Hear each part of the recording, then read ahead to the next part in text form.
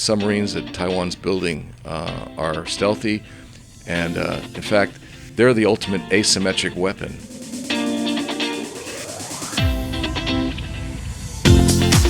Hello and welcome to Perspectives with Nilo, a regular podcast that brings you news and views from around the world.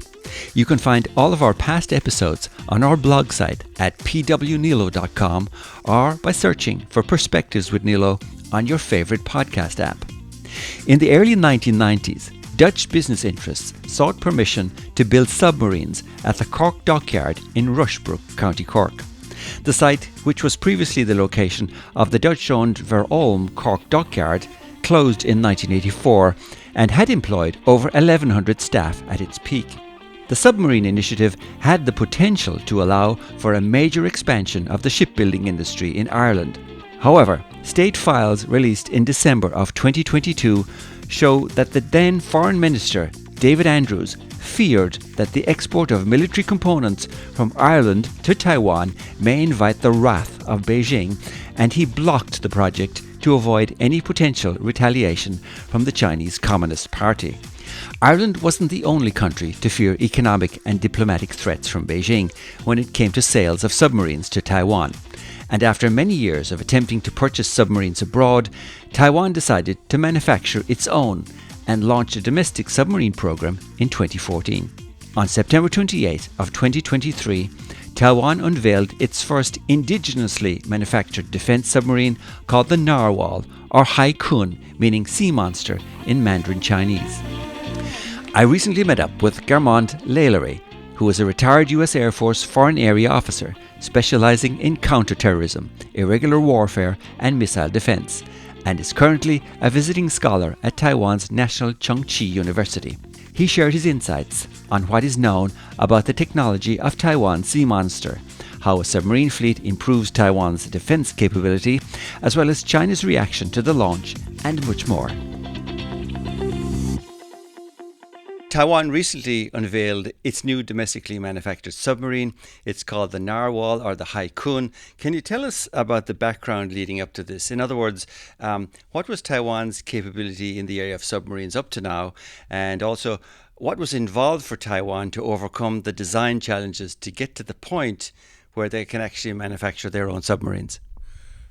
So, first of all, the U.S. government gifted two submarines from basically just after World War II.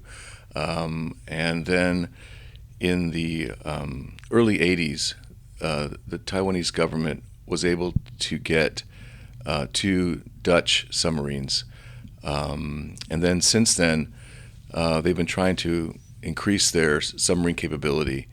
In the early 2000s, under the U.S. Bush administration, President Bush had agreed to allow Taiwan to get submarines from the U.S., but the problem is that there was no diesel submarines in the U.S., so the U.S. tried to put together approached various European countries. Unfortunately, they were not either they weren't interested in selling to Taiwan, or Taiwan wasn't interested in buying. For example, in the case of the Italians offered used submarines, but the Taiwanese wanted new submarines. So basically, it didn't last. It didn't get very far until the Tsai administration.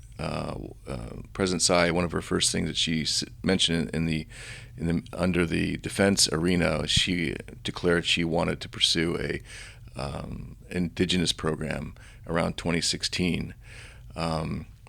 So luckily for her, President Trump agreed with her in 2017 and opened the door for U.S. technology, which then opened the door for a lot of other countries to tag in underneath the wing of the U.S., which eventually led to the development of the submarine, which was announced at the end of September. Tell us a little bit about the technology in it. You mentioned the US have provided some technology, other countries have provided technology. How advanced is it? You know, what kind of motor? How big is it? Can you tell us a little bit about some of those statistics? Yes. So the submarine is, again, reportedly a combination of 7 countries, at least 7 countries, that helped Taiwan build a submarine. There are 107 different, let's say, capabilities that Taiwan had to find outside of its own abilities. It found about 84, so it solved 84 of its own challenges in Taiwan, but there was 107 that needed to be procured outside of Taiwan. That they didn't have the capacity or the time to do it. So the main, I guess, the brains of the system is the Lockheed Martin Aegis combat system inside the submarine, which is basically how everything operates in the submarine. So it's the integrator. So Lockheed Martin was the integrator for all the weapon systems and the functioning of the submarine. And so each country provided different aspects. Some were just people who had worked on submarines. Other countries provided actual technology. It's not disclosed beyond what the U.S. did, what those technologies were. But the following countries were named: South Korea, Japan, obviously the U.S., UK, and a few other ones I don't remember off the top of my head. So let me ask you then, having those multiple supplies of the different technology for the components to build the submarine, is that an advantage or a disadvantage for Taiwan? Well, I think it was the only solution that they could pursue. The good thing is that if you're familiar with the U.S. defense companies, especially Lockheed Martin, they're very good at integrating. A lot of the other companies in the U.S. are also very good. So the integration part is key to being able to do it, and Lockheed Martin would not have pursued it if they thought it was not going to work out. I would also mention that if you want to talk about comparison between Taiwan submarines and other country submarines, Taiwan submarines is almost equivalent to other diesel submarines in the world. There are a few things that are different, and some people suggest that it was because the first one that they produced might be more of in a test mode and kind of working out some of the system issues. For example, the Taiwanese submarine doesn't have AIP, which allows a submarine to stay underwater for a long period of time, several weeks. Because it doesn't have AIP, it has to surface more often to replenish the batteries in the submarine.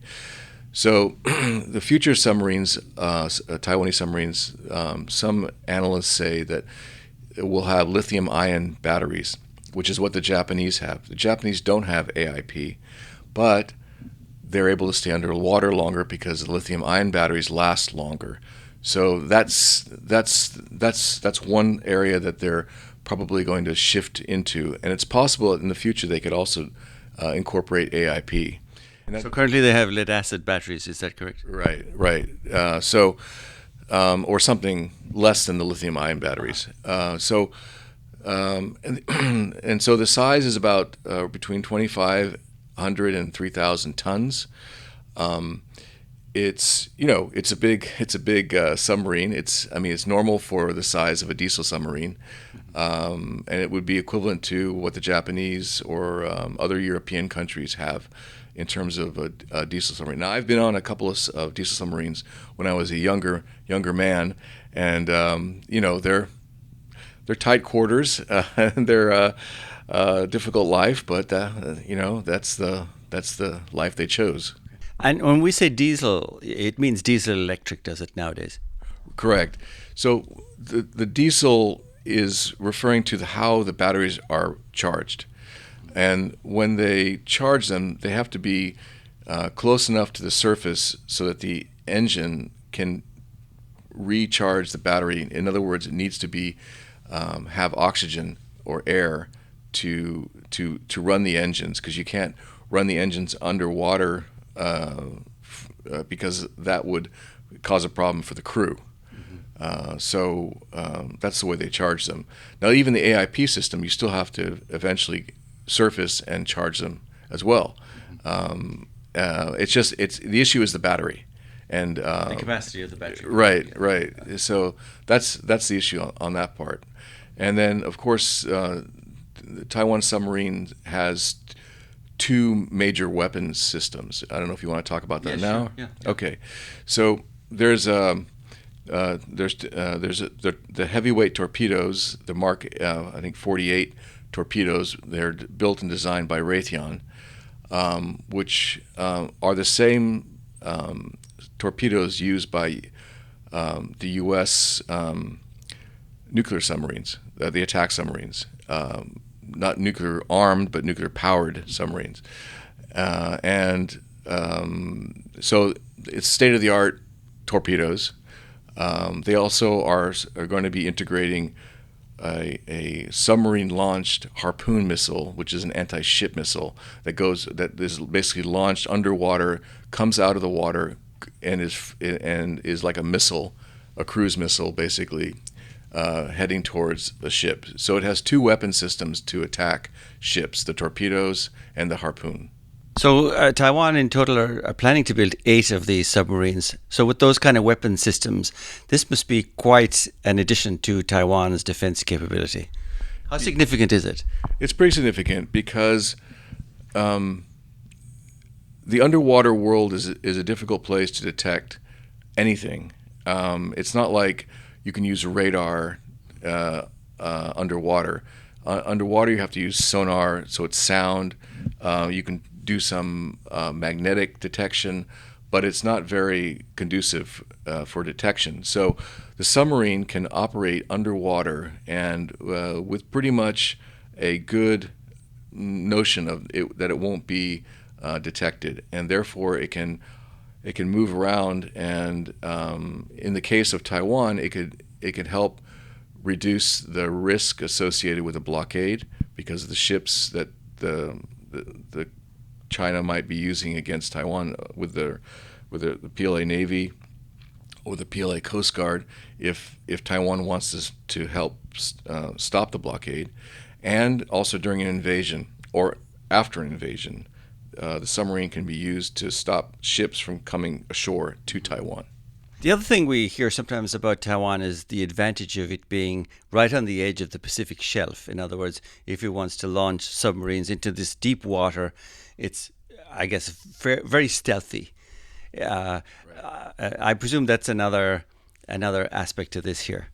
Yes, the east side of Taiwan faces the open Pacific, and the let's say the ground drops rapidly into several thousands of feet of water. And so if Taiwan were to build submarine port that could service submarines, it would be extremely useful to be able to repair or replenish submarines on the east side of the island, and then disappear into the ocean, and it can either go after PLA, let's say, carriers that are out in the Pacific, or it can interdict ships trying to go out in the Pacific, either on the north side of Taiwan through the Miyaka Straits, or in the south where the Bashi Channel is. It could prevent ships from going out from China, and also it could be in the east side, the west side of Taiwan, helping prevent, like I said before, a blockade or an invasion from China. You mentioned earlier that it's tight quarters in a submarine like that, and I suppose the existing fleet of submarines in Taiwan is fairly small, as you mentioned. They're older vessels. I'm just wondering, what are the practicalities of like training and crewing a fleet of 8 submarines like that? Is that a challenging business? Well, the good news is that Taiwan has had a long tradition of submarines, and in fact, I don't know if you're familiar with sort of the politics here in Taiwan, but one of the former defense ministers, Admiral Lee, or the chairman of their, let's say, their Joint Chiefs, the senior officer, military officer, was a submariner. So they have a long tradition of submarines, and they know how to crew the submarines, and they and they know how to train them. So I don't think that's really a challenge. I think the challenge might be is getting to know the new technology or the new system that they're going to have to operate in. And by the way, supposedly the timeline for these 8 submarines is 4 are supposed to be done by 2025 or some time around there, and another 4 around 2027. So they're actually they're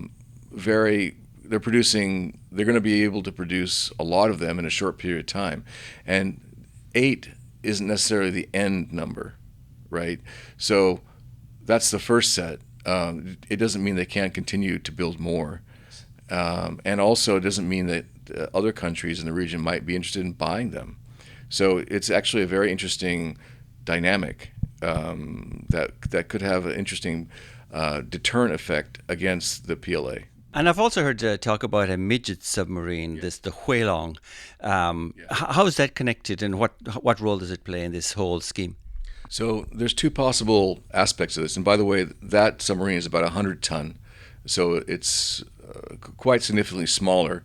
It can fit people in it, but some observers think that it's going to be an underwater unmanned vehicle.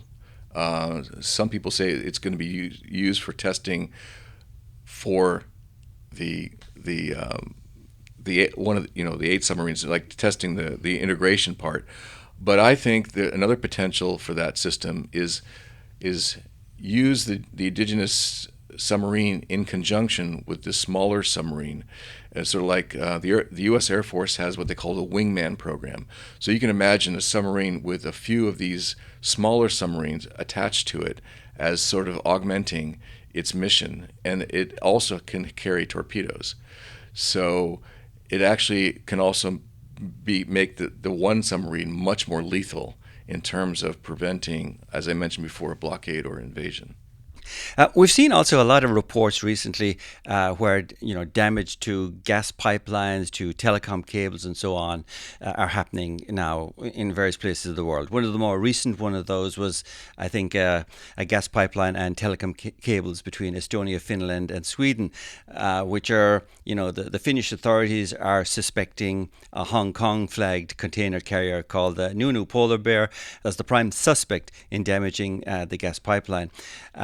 And the same ship is being suspected for the cable damage. I believe that the internet cables between Taiwan's outlying island of Matsu back in February were cut by, they suspect, a Chinese cargo ship and fishing vessel.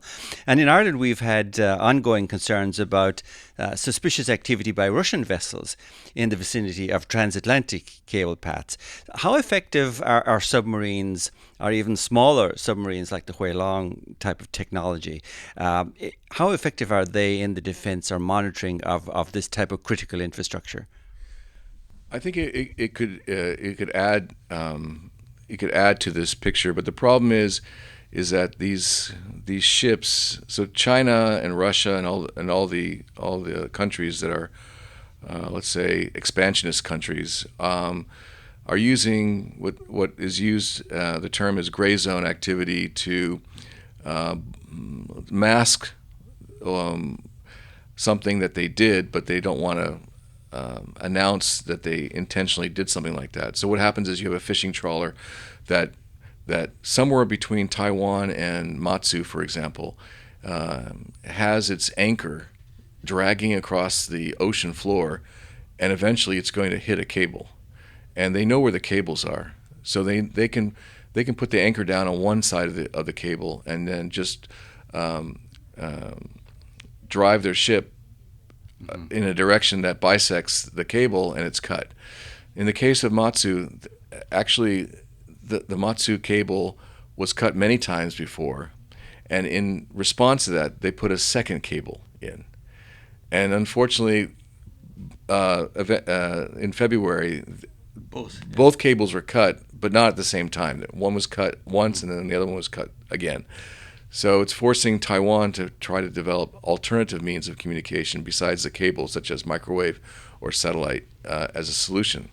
Now, on the one hand, it's terrible that it happened, and of course China doesn't claim any responsibility, and it's plausible deniability and all that.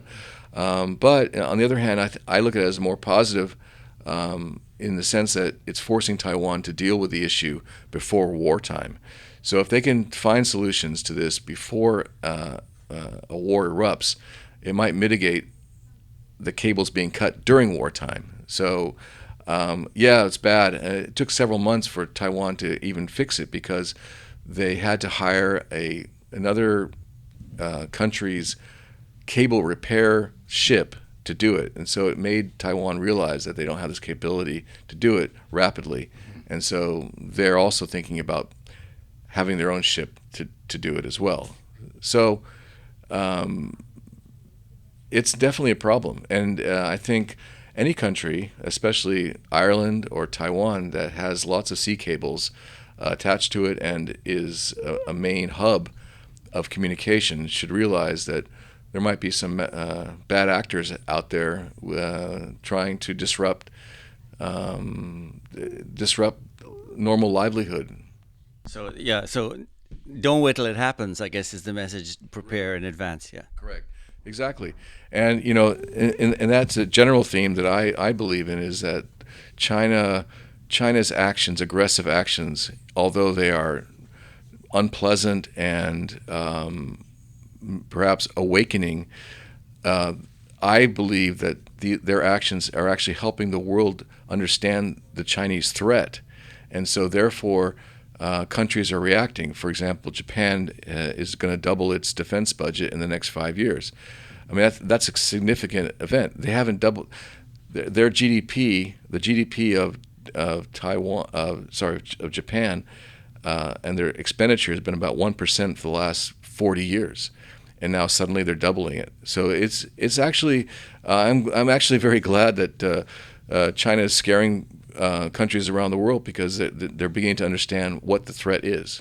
I'm curious what you think of China's reaction to Taiwan's submarine, because Senior Colonel Wu Tian, a spokesman for China's National Ministry of Defense, described Taiwan's submarine program as a broom attempting to hold back the tide. He called the effort idiotic nonsense.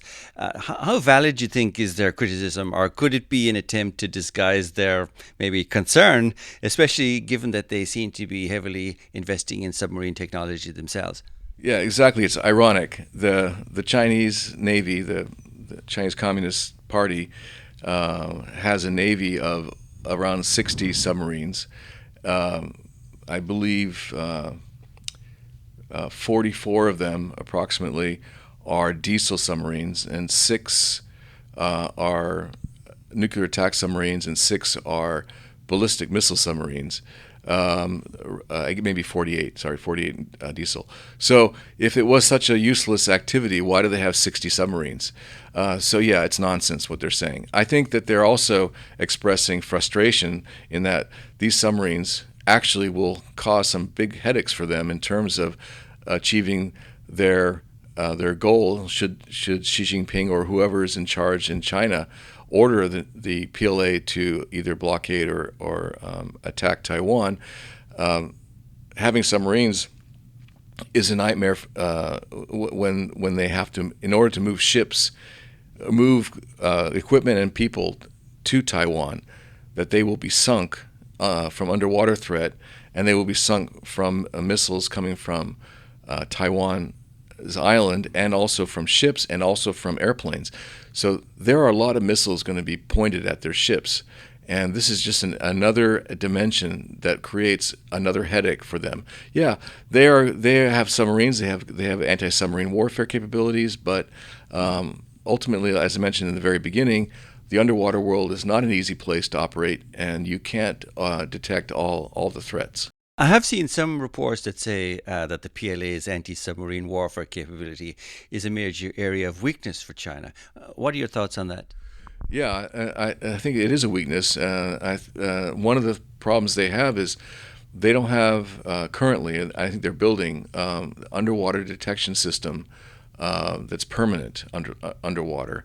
The U.S., Japan, and several other countries around the world have a system that is at the bottom of the ocean, and it's designed to detect movement of submarines and shipping. So the idea being that the U.S., let's say, would want to know when those the SSBNs, the ballistic missile submarines that have nuclear weapons on them, are moving from the ports in China out into the Pacific, because that puts them in a position to strike the United States. So knowing where those submarines are is important, because in order to prevent them from launching, the U.S. could strike them before they launch. So I guess they're building what they call the Great Underwater Wall. That's the system, which is supposed to be an underwater system that detects submarines. But I believe most analysts in this area say that they're several decades behind the rest of the world. But they could catch up. So things might change. But for now, the submarines that Taiwan's building are stealthy, and in fact, they're the ultimate asymmetric weapon. It's interesting to note that in World War I, the first term of asymmetric warfare was used in reference to submarines. And I think maybe the other thing with using some shared technology is that other countries that have submarines that may have similar technology, it allows for more seamless communication if there's a group country or an allied response to any escalation, right? Right. If you look at the example of the Germans during World War II, they had the wolf packs in the Atlantic, and those submarines caused havoc to shipping from the United States and Canada to the UK during World War II. So in the same sense, wolf packs with Taiwanese submarines, Japanese submarines, South Korean submarines, U.S. submarines, now potentially Australian submarines, and other submarines in the area can be a combined operation to prevent the PLA Navy from either leaving the coast of China into the Pacific, or also preventing those submarines from interfering with, let's say, resupply by allies of Taiwan. Now, the submarine also can be used for other missions besides attacking other ships. It can be used to also collect intelligence of what's going on by adversary navies. It can also be used to insert special forces into another country, or exfiltrate people from other countries. So it has other uses besides this attack mission.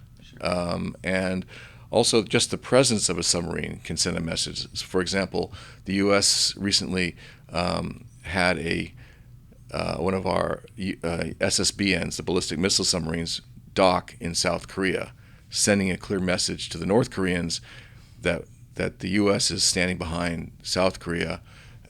So I envision, in an ideal world, I would envision that the Taiwanese government would build submarine bases on the east side of Taiwan that could provide supplies not only for their own indigenous submarines, but for allied submarines. And every once in a while, perhaps an American SSBN would show up to remind China, the U.S. is supporting Taiwan. The impact of China's boycott or pressure from other governments to not supply Taiwan with weapon systems has been effective for the last, let's say, 20 years, where other countries have basically not supplied new weapon systems. But I would like to point out that the French continue to support their frigates that they sold to Taiwan and the Mirage 2000s that they sold to Taiwan. Netherlands has also been supporting the submarines that they sold earlier. So each country is continuing, but the new weapon systems, the United States is the lead. That's Guermont Lallery, a retired US Air Force Foreign Area Officer, speaking with me recently at National Chung Chi University in Taiwan, where he's a visiting scholar. My sincere thanks to Guermont for sharing his valuable insights and taking the time to talk with us on Perspectives with Nilo. While Communist China has never occupied or ruled Taiwan, they claim it as their territory and continually execute grey warfare against the island, while also attempting to block the sale of defence technology and weapons from other countries by way of their authoritarian economic statecraft. And while the Irish government feared the repercussions from China for selling components to Taiwan in the 1990s, many experts and analysts agree that in recent years, China has become even more aggressive abroad. You can dive deeper into this and the related topics by checking out our blog site at pwnilo.com and by listening to past episodes, which you can find by searching for Perspectives with Nilo on your favourite podcast app. It's also interesting to note that although Ireland has no history in the construction of submarines, a Clare-born engineer, John Philip Holland, is regarded as one of the several individuals credited with inventing the underwater vessel. And that's where we leave it for now. Until the next time, thank you for listening. Slán ag spanacht.